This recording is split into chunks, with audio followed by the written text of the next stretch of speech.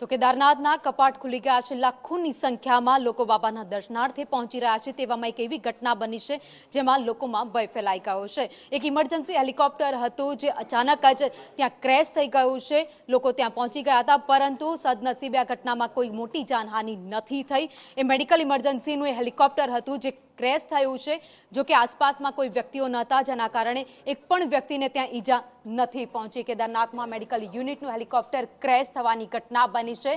Landing દરમિયાન technical ખામી સર્જાતા આ ઘટના બની હતી। વધુ અપડેટ જાણીએ કૃણાલ પાસેથી।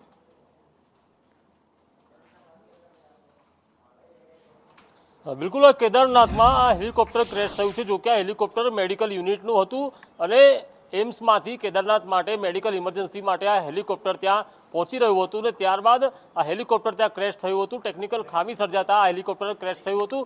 સદનસીબે ત્યાં કોઈ આસપાસ લોકો નહોતા જ્યારે આ હેલિકોપ્ટર ક્રેશ થયું। તેથી કોઈ જાનહાનિ નથી ને તેને લઈને તંત્રએ પણ હાશકારો અનુભવ્યો છે, પરંતુ કેદારનાથમાં આ હેલિકોપ્ટર ક્રેશ થતાં અફરાતફરી અને ભયનો માહોલ પણ ઊભો થયો હતો।